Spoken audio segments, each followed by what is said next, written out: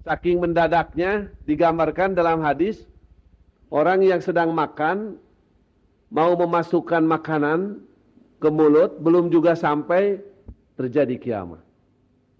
Pedagang yang sudah menghamparkan kain, memperlihatkan kepada pembeli, kemudian mau melipat kain itu, sebelum tangan dengan tangan sampai, terjadi kiamat. Orang yang habis mengeringkan kolam, mau menutup bes dengan cocoknya, belum juga masuk, baru ngawahan, sudah terjadi kiamat. Yang disebut dengan baghtatan.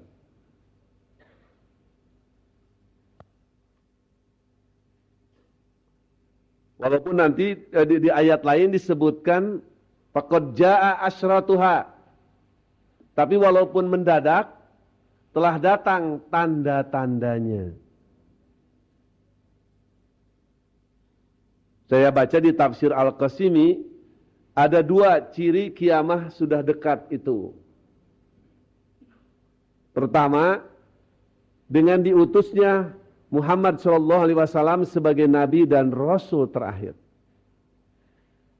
Artinya Allah tidak akan lagi mengutus Nabi dan Rasul. Walaupun yang ngaku banyak. Termasuk Mirza Ghulam Ahmad. Jadi dengan diutusnya Muhammad sebagai Nabi akhir zaman, tidak ada lagi Nabi dan Rasul, menunjukkan dunia ini hampir finish. Hampir berakhir. Dan ciri yang kedua, dengan disempurnakannya Islam sebagai satu-satunya agama Allah, berarti Allah tidak akan lagi menurunkan agama lain setelah ini. 2 tanda inilah yang paling nyata tentang semakin dekatnya as-sa'ah, kiamah itu. Walaupun yang disebut dekat tentu saja relatif. Mudah-mudahan masih lama. Sebab walaupun susah hidup ini betah gitu ya.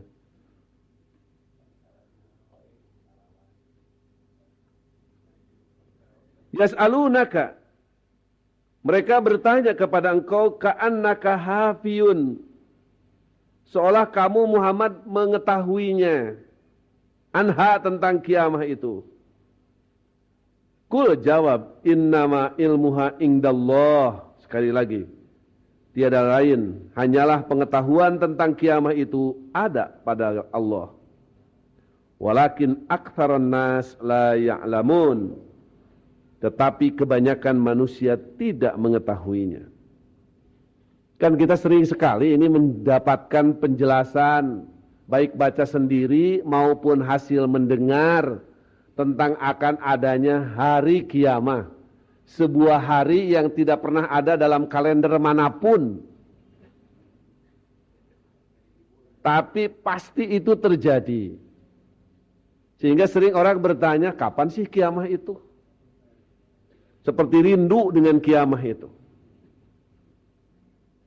Sampai pernah di zaman Nabi juga ada sahabat datang kepada Nabi hanya untuk menanyakan, ya Rasulullah, mata sa'ah. Rasulullah, kiamah itu kapan sih? Rasulullah malah balik nanya, wa ma'adad talaha. Nanya-nanyain kiamah. Memang kamu sudah siap apa menghadapi kiamah? Kalau kiamah terjadi besok, lusa, apa yang sudah kamu persiapkan? Si sahabat itu menjawab, hubbullah wa rasulahu. Saya sudah menyiapkan diri menghadapi kiamah dengan cara mencintai Allah dan Rasulnya. Nabi menjawab, anta ma'a man ahbabta.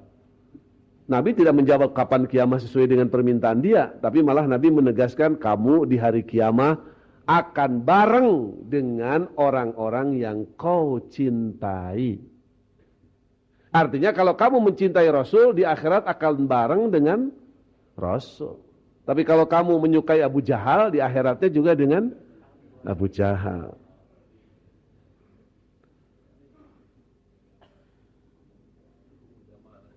Jadi makanya kita kalau mau memberikan kecintaan, memberikan dukungan, itu harus dipilih.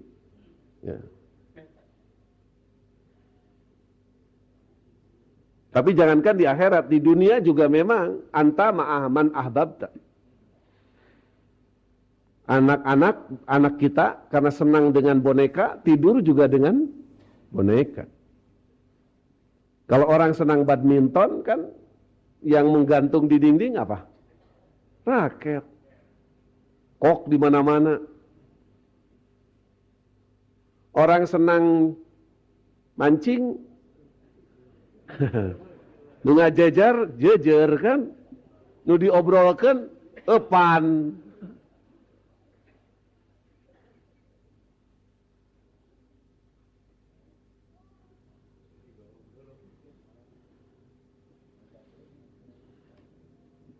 Bahkan lebih jelas, jangankan kita manusia biasa, Nabi Muhammad sendiri oleh Allah dinyatakan ka'annaka hafiyun. Mereka bertanya kepada kamu Muhammad, kapan sih kiamat? Seakan-akan mereka mengira bahwa Nabi Muhammad tahu. Padahal pengetahuan tentang kiamat hanya ada pada Allah. Jadi sekali lagi kalau ada kabar, berita kiamat akan terjadi, wah semua itu adalah dusta belaka. Malaikat saja tidak ada yang diberitahu.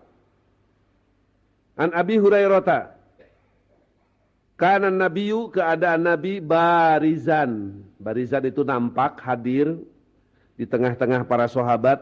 Yauman, pada suatu hari. Linnas. Jadi ini disaksikan peristiwanya oleh para sahabat. Nabi sedang kumpul di masjid dengan para sahabatnya. Pak tahu Jibrilu, datang kepadanya malaikat Jibril. Malah di hadis lain disebutkan, tidak terang-terangan disebut Jibril, tapi orang yang berpakaian serba bersih.